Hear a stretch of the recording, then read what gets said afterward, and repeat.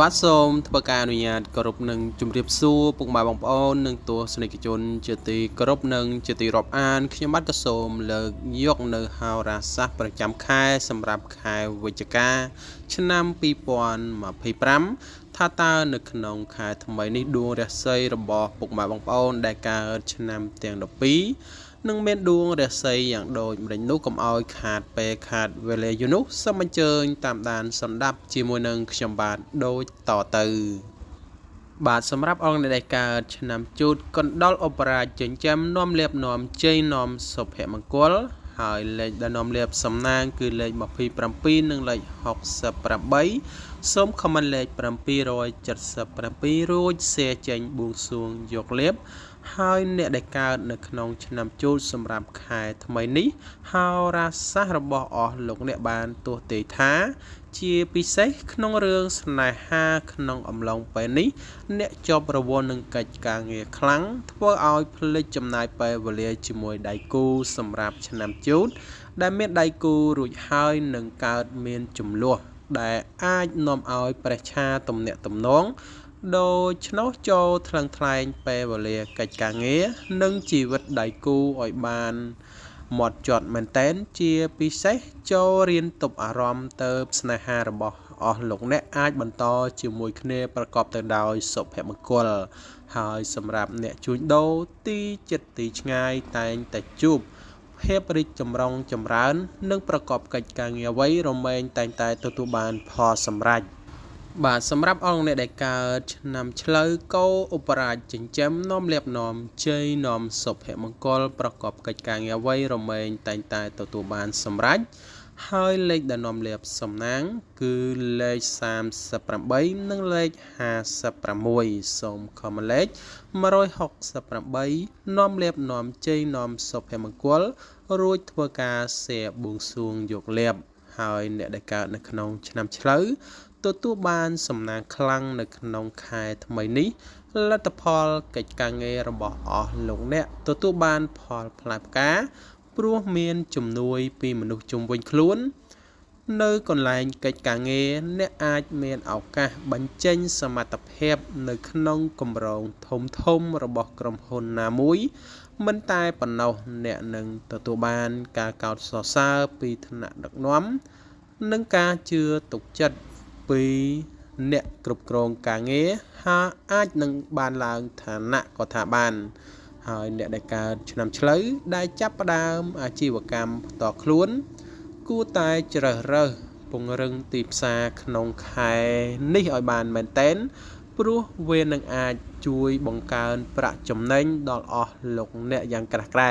ปลุกไข่นี้คือเชียคาดอลอปรสาบ่มพอดสำหรับอหลงเนี่ยอย่างนักได้ในขนมกาสหกาจิมวยได้กู้ระบอหลงเนี่ยโจลบังฮันอากับกิริยาสมตรองนึ่งยกจัดตกดะจมพวกดำนาการเพบจะได้กูรกซีปีโปรได้กูสหการระบอหลงเนี่ยเจียประพบจุมโนดอสำคัญหายสนาหาระบอหลงเนี่ยในขนมขายทำไมนี้คือประกอบแต่โดยเพบบริจำร้านนึ่งปลายมันหายมรกเนียกูเจตีเป็นจัดบาทสำหรับองในได้การชนำค้าคลาเทวดาจันจำน้อมเล็บน้อมเจยน้อมศพเหมังกลหายเล็กดานอมเล็บสำนังคือเลข78นึ่งเลข94สมคอมันเลข999รุ่ยเสียบุงสวงยกเล็บหายหลงเนี่ยได้การในขนมชนำค้าในขนมคายทำไมนี้เรียกใส่ระบอหลงเนี่ยคือทานลางกบัวตรอได้แต่มาดองประกอบกิจการเอาไว้แต่บานสำรัจเจียปีเสพนายเหรันวัวเท่าชนำค้านึ่งตัวบานประจมนอลอ้อให้กำรองได้อหลงเนี่ยเจ้ารวมจีมวยหนึ่งเก๋น้อมหมกในเพบบริจำรานเจียอย่างเหลือลบอย่างนามังโจกลมพลิกคล้วนโดยเหมือนบานปลายปลุลปลุกกาเมอสราปีกิจการเงี้ยน้อมเอาหลงเนี่ยได้การชนำค้าอาจปราจีก็อาจถาบานโดยชนหายโจก็เมอสราสเพียบการเงี้ยอ่อยซอเนี่ยในการนำค้าในกลายกิจการเงี้ยตรึถนัดดักน้อมเมื่อคืนปีสมัติเพบ ហើយនឹងត្រូវផ្ដល់ឱកាសឲ្យបានឡើងឋានៈប្រាក់ខែជាមិនខានហើយអ្នកធ្វើដំណើរទីជិតទីឆ្ងាយតែងតែជួបភាពសុខសែនខ្សានទាំងពេលទៅនិងពេលត្រឡប់មកវិញរីឯសម្ព័ន្ធភាពគូស្នេហ៍ស្វាមីភរិយាថ្មីតែងតែទទួលបានភាពផ្អែមល្ហែមនិងមានការយកចិត្តចំពោះគ្នាទៅវិញទៅមកយ៉ាងគាប់ប្រសើរបាទសម្រាប់អរអ្នកដែលកើតឆ្នាំថោះទុនសាយមាសទុនសាយប្រាក់នាំលៀបនាំជ័យនាំសុភមង្គលប្រាថ្នាអ្វីរមែងតែងតែបានសម្រេចហើយលេខដែលនាំលៀបសំណាងគឺលេខ45និងលេខ78ហើយសូមខមមិនលេខ222រួចធ្វើការសេបួងសួងយកលៀបសំណាងរាសីសម្រាប់អស់លោកអ្នកកើតនៅក្នុងខែថ្មីនេះជាពិសេសកិច្ចការងាររបស់អស់លោកអ្នកនឹងទទួលបានឱកាសក្នុងការបញ្ចេញសមត្ថភាពនៅក្នុងកម្រងណាមួយអាចនឹងប្រកបទៅដោយភាពរីកចម្រើនជាមិនខានជាមួយនឹងគ្នានេះផងដែរអ្នកអាចឡើងឋានៈនិងអាចឡើងប្រាក់ខែបៀវត្សជាមិនខានសម្រាប់ខែថ្មីនេះយ៉ាងណាក្តីចូលអស់លោកអ្នកប្រយ័ត្នប្រយែងបញ្ហាហិរញ្ញវត្ថុទោះបីជាចំណូលរបស់អស់លោកអ្នកមានភាពប្រសើរខ្លាំងនាពេលថ្មីនេះក៏ដោយវាជារឿងដ៏សំខាន់ដែលមិនត្រូវបង្ហាញទ្រព្យសម្បត្តិឬអួតអ្នកណាម្នាក់នោះទេព្រោះអីមានគេច្រណែនឈ្នានីសនឹងការស្អប់ពីមិត្តរួមការងារចូលប្រយ័ត្នប្រយែងក្នុងការគ្រប់គ្រងលុយកាក់និងត្រូវវិនិយោគទៅលើផលិតផលដែលផ្ដល់ប្រាក់ចំណេញខ្ពស់ព្រោះវាអាចនឹងបង្កហានិភ័យដល់អស់លោកអ្នកនៅថ្ងៃណាមួយវិញទៀតអ្នកដែលកើតនៅក្នុងឆ្នាំនេះត្រូវយកចិត្តទុកដាក់ចំពោះបញ្ហាសុខភាពនៅក្នុងខែថ្មីនេះការទទួលទានអាហារគួរតែមានអាហារពីពេលទៀងទាត់ក្នុងមួយថ្ងៃមិនត្រូវញ៉ាំច្រើនហួសហេតុពេកនោះទេប្រយ័ត្នកើតជំងឺដោយយថាហេតុហើយសម្រាប់ដំណើរកម្សាន្តនៅក្នុងខែថ្មីនេះលោកអ្នកទៅទីជិតទីឆ្ងាយតែងតែទទួលបានភាពសុខដុមរមនាគួរជាទីគាប់ប្រសើររីឯសម្ព័ន្ធភាពស្នេហាប្រុសស្រីតែងតែមានភាពផ្អែមល្ហែមនិងមានការយកចិត្តទុកដាក់ចំពោះគ្នាគួរជាទីពេញចិត្តបាទសម្រាប់អង្គអ្នកដែលកើតឆ្នាំរោងនាគរាជទេវតាចិញ្ចឹមនាំលៀបនាំសំណាងតែងតែទទួលបានភាពជោគជ័យក្នុងកិច្ចការងារថ្មីក៏ដូចជានាំលៀបនាំសំណាងសម្រាប់ខែថ្មីនេះផងដែរហើយលេខដែលនាំលៀបសំណាងគឺលេខ33និងលេខ88សូមខមមិនលេខ889រួចសេចេញបួងសួងយកលៀបសម្រាប់ក្នុងខែថ្មីនេះផងដែរជាពិសេសអ្នកប្រកបមុខរបររកស៊ីចំនួនជួញដូរនឹងទទួលបានការកោតសរសើរច្រើនពីសំណាក់អ្នកដែលធ្វើកិច្ចការរួមជាមួយនឹងគ្នាហើយអាចពង្រឹងពីអាជីវកម្មកិច្ចការងារនិងទំហំអាជីវកម្មកាន់តែធំដុំអ្នកនឹងមិនបាច់ព្រួយបារម្ភលើដើមទុននោះទេ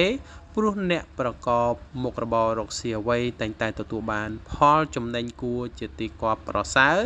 ទោះបីជាយ៉ាងណាក៏ដោយប្រសិនបើលោកអ្នកចង់ពង្រីកអាជីវកម្មអ្នកត្រូវតែរៀបចំផែនការឲ្យបានច្បាស់លាស់និងរៀបចំទុកដាក់ជាមុនទៅប្រសើរហើយសម្រាប់ការធ្វើដំណើរកម្សាន្តទីជិតទីឆ្ងាយគួរមានការប្រុងប្រយ័ត្នប្រយែងបន្តិចព្រោះសម្រាប់ខែថ្មីនេះលោកអ្នកធ្វើដំណើរទីជិតទីឆ្ងាយគឺមិនសូវមានភាពសុខដុមរមនាប៉ុន្មាននោះឡើយហើយអ្នកមានគ្រួសារស្នេហាកំឡោះក្រមុំតែងតែជួបភាពផ្អែមល្ហែមនិងមានការផ្ដល់កម្លាំងចិត្តក៏ដូចជាមានការស្រឡាញ់គ្នាគួរជាទីពេញចិត្តបាទសម្រាប់អង្គអ្នកដែលកើតឆ្នាំម្សាញ់ពោះនាំលៀបនាំសំណាងនាំសុភមង្គលប្រកបកិច្ចការងារអ្វីរមែងតែងតែទទួលបានសម្រេចហើយលេខដែលនាំលៀបសំណាងគឺលេខ22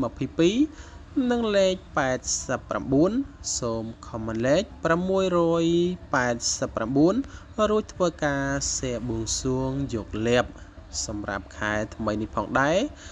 នៅក្នុងខែនេះអ្នកអាចនឹងសម្រេចបាននូវភាពជោគជ័យផ្នែកអាជីវកម្មដោយផ្អែកទៅលើលទ្ធផលដែលមានស្រាប់ពីខែមុនមកម្លេះ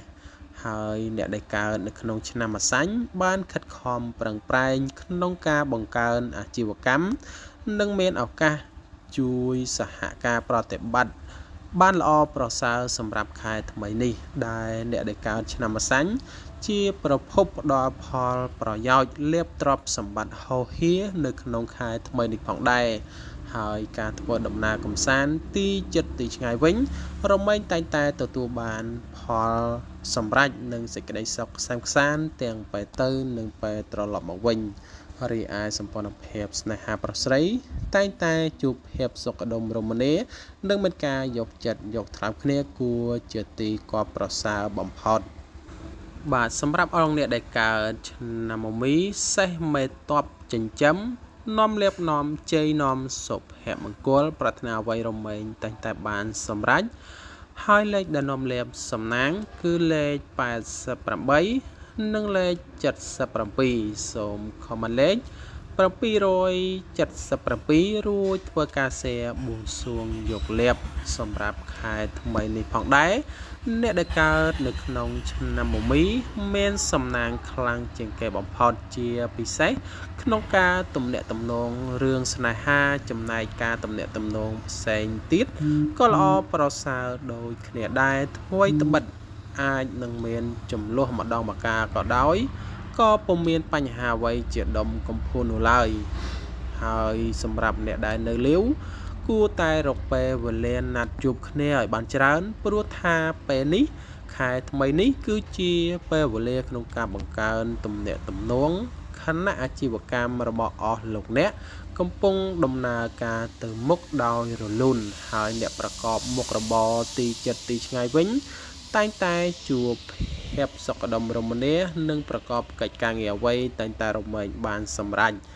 ហើយស្នេហាកំឡោះក្រមុំតែងតែមានភាពផ្អែមល្ហែមនិងមានការយកចិត្តចំពោះគ្នាល្អប្រសើរគួរជាទីពេញចិត្ត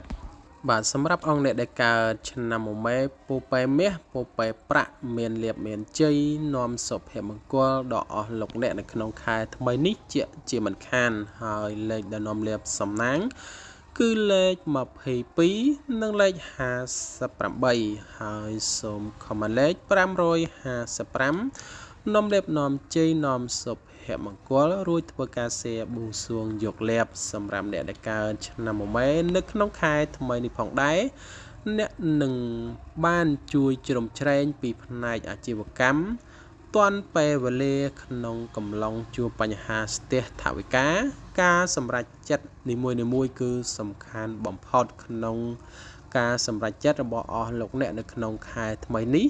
នឹងត្រូវគ្រប់គ្រងដោយពួកអភិជនដោយហេតុនេះហើយអ្នកនឹងសម្រេចចិត្តបាននៅលទ្ធផលល្អគួរជាទីគាប់ប្រសើរចំពោះទ្រព្យសម្បត្តិវិញអ្នកនឹងមានសមត្ថភាពខណៈចំណូលចំណាយរបស់អស់លោកអ្នកគឺមានភាពល្អប្រសើរបើសិនជាអ្នកគិតគូរឲ្យបានត្រឹមត្រូវក្នុងការដំណើរការប្រកបមុខរបររកស៊ីនិងដំណើរការទៅដោយរលូនដែលនាំឲ្យលោកអ្នកទទួលបានប្រាក់ចំណូលកាន់តែពេញចិត្តក្នុងរឿងស្នេហាអាចនឹងមានចំនួនបន្តិចបន្តួចដោយសារមានការទំនាក់ទំនងពីមុនមកមានភាពរឹងមាំអ្នកទាំងពីរនឹងកាន់តែផ្អែមល្ហែមទ្វេដងក្រោយប្រឈមមុខក្នុងការដោះស្រាយជាមួយគ្នាឆ្នាំមមែអ្នកដែលនៅលាវគួរតែចេញទៅដាស់លេងឲ្យបានញឹកញាប់ហើយអ្នកនឹងអាចជួបគូប្រេងជាមិនខានបើនិយាយពីលៀបសំណាងផ្នែកសុខភាពវិញអ្នកដែលកើតឆ្នាំមមែមិនគួរពិសាគ្រឿងស្រវឹងច្រើនពេកនោះទេដើម្បីកុំឲ្យប៉ះពាល់ដល់សុខភាពបាទសម្រាប់អង្គអ្នកដែលកើតឆ្នាំវោកស្វាទេវតាចិញ្ចឹមនាំលៀបនាំសំណាងនាំសុភមង្គលប្រកបកិច្ចការងារអ្វីរមែងតែងតែទទួលបានផលសម្រេចហើយលេខដែលនាំលៀបសំណាងគឺលេខ39និងលេខ78សូមខមមិនលេខ222រួចសែបួងសួងយកលៀបយកសំណាងសម្រាប់ខែថ្មីនេះអ្នកនឹងមានលៀបខ្លះចូលជាបន្តបន្ទាប់ក្នុងអាជីវកម្មកិច្ចការងារ គួរតែរៀនពីភាពជោគជ័យរបស់អស់លោកអ្នកឲ្យបានហ្មត់ចត់ខ្លាំងមែនទែនដើម្បីកែលម្អនៅចំណុចខ្វះខាតខ្លះរីឯទំនាក់ទំនងជាមួយនឹងមិត្តភ័ក្តិរួមការងារគឺប្រព្រឹត្តទៅដោយភាពល្អប្រសើរបំផុតលាភសំណាងនឹងបានកើនឡើងបន្តិចម្ដងសម្រាប់ខែថ្មីនេះដោយអ្នកអាចធ្វើការក្រៅម៉ោងដើម្បីបង្កើនប្រាក់ចំណូលឬធ្វើការដើម្បីប្រមូលបទពិសោធន៍ក្នុងសង្គមខ្លះសម្រាប់ខ្លួនឯងសម្រាប់អ្នកដែលធ្វើដំណើរកម្សាន្តទីជិតទីឆ្ងាយវិញតែងតែជួបភាពល្អប្រសើរទាំងពេលទៅនិងពេលត្រឡប់មកវិញចំពោះទំនាក់ទំនងឬស្នេហាវិញរាសីរបស់អស់លោកអ្នកនៅក្នុងខែនេះគឺមិនសូវជាល្អប៉ុន្មាននោះទេមនុស្សដែលនៅលាវអាចនឹងជួបគូព្រេងដែលនាំមកនៅភាពឈានទៅដល់ចំណងអាពាហ៍ពិពាហ៍បាទសម្រាប់អង្គអ្នកដែលកើតឆ្នាំរកាមន់មាសមន់ប្រាក់នាំលៀបនាំសំណាងនាំសុភមង្គលធ្វើកិច្ចការងារអ្វីរមែងតែងតែទទួលបានសម្រេចហើយលេខដែលនាំលៀបសំណាងគឺលេខ38និងលេខ52សូមខមមិនលេខ389រួចធ្វើការសែបួងសួងយកលៀបសម្រាប់ក្នុងខែថ្មីនេះយោងតាមហោរាសាស្ត្រចិនបានទស្សន៍ទីឋានអ្នកដែលកើតឆ្នាំរកាអ្នកនឹងបានភាពមមាញឹកខ្លាំងដោយសារកិច្ចការងារច្រើនដូច្នោះហើយអ្នកដែលកើតឆ្នាំរកាត្រូវយកចិត្តទុកដាក់បន្ថែមលើសមត្ថភាពរាងកាយរបស់ខ្លួននិងរៀបចំម៉ោងធ្វើការងារឲ្យបានត្រឹមត្រូវដើម្បីជៀសវាងកិច្ចការងារហួសកម្លាំងសម្រាប់អ្នកដែលប្រកបកិច្ចការងារទីជិតទីឆ្ងាយវិញរមែងតែងតែទទួលបានផលកម្រៃគួរជាទីគាប់ប្រសើររីឯការធ្វើដំណើរកម្សាន្តទីជិតទីឆ្ងាយតែងតែទទួលបានភាពសុខក្សេមក្សាន្តទាំងពេលទៅនិងពេលត្រឡប់មកវិញចំពោះអ្នកដែលនៅក្រៅប្រទេសនឹងជួបសំណាងល្អក្នុងរឿងស្នេហាដោយមានឱកាសនិងមានសេរីភាពនៅលាវនឹងអាចទទួលបានស្នេហាហ្មត់ចត់និងច្បាស់លាស់គួរជាទីគាប់ប្រសើរបាទសម្រាប់អង្គអ្នកដែលកើតឆ្នាំចសំណក់ទេវតាចិញ្ចឹមនាំលៀបនាំជ័យនាំសុភមង្គលប្រាថ្នាអ្វីរមែងបានសម្រេចហើយលេខដែលនាំលៀបសំណាងគឺលេខ86និងលេខ98សូមខមមិនលេខ999រួចសែបួងសួងយកលៀបជោគជ័យរាសីរបស់អស់លោកអ្នកដែលកើតឆ្នាំចនឹងធ្លាក់ចុះបន្តិចសម្រាប់ខែថ្មីនេះភាគច្រើនការទំនាក់ទំនងនិងបញ្ហាសុខភាពដោយអាចមានជំងឺបន្តិចបន្តួចក្នុងខែថ្មីនេះអ្នកគួរយកចិត្តទុកដាក់ជាពិសេសចំពោះសុខភាពប្រសិនបើលោកអ្នកមានអារម្មណ៍មិនស្រួលគួរតែស្វែងរកការព្យាបាលភ្លាមជៀសវាងបញ្ហាធំដុំសម្រាប់កិច្ចការងារប្រកបមុខរបររកស៊ីជួញដូរវិញក្នុងខែថ្មីនេះគឺថាប្រកបទៅដោយភាពជោគជ័យនិងផលជាផ្លែផ្កាគួរជាទីកត់សម្គាល់រីឯសម្ព័ន្ធភាពស្នេហាប្រុសស្រី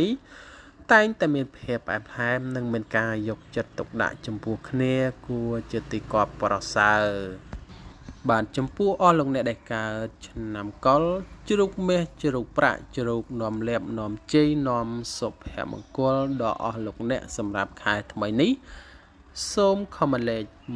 168ហើយលេខដែលនាំលៀបសំណាងគឺលេខ22និងលេខ68លោកអ្នកប្រកបកិច្ចការងារអ្វីនៅក្នុងខែថ្មីនេះជាពិសេសបញ្ហាអាជីវកម្មកិច្ចការងារលោកអ្នកនឹងទទួលបានភាពជោគជ័យនិងមានការជ្រោមជ្រែងពីអ្នករួមការងារប្រសិនបើក្រុមហ៊ុនមានគម្រោងធំឬមានឱកាសដំណើរការអាជីវកម្មអ្នកគ្រប់គ្រងនឹងផ្ដល់ឱកាសដល់អស់លោកអ្នកជាមិនខានលោកអ្នកមានចិត្តលើអ្នកក្នុងការបំពេញកិច្ចការងារឲ្យបានល្អហើយនៅពេលដែលលោកអ្នកគ្រប់គ្រងពេញចិត្តគេនឹងដំឡើងឋានៈក៏ដូចជាប្រាក់ខែដល់អស់លោកអ្នកជាមិនខានសម្រាប់បញ្ហាសុខភាពវិញអ្នកដែលកើតឆ្នាំកុរគ្មានរោគរាតត្បាតណាកើតឡើងនោះទេចំពោះអាជីវកម្មនៅក្នុងខែថ្មីនេះ គឺថាដំណើរការល្អហើយប្រាក់ចំណូលក៏ល្អផងដែរអ្នកប្រកបមុខរបរទីចិត្តទីឆ្ងាយក្នុងខែថ្មីនេះគឺជាឱកាសសម្រាប់ការប្រមូលប្រាក់ចំណូលខ្លាំងបំផុតហើយសម្រាប់ស្នេហាប្រុសស្រីវិញតែងតែមានភាពលោកលឿននិងស្រស់ស្រាយរកគ្នាគួរជាទីគាប់ប្រសើរ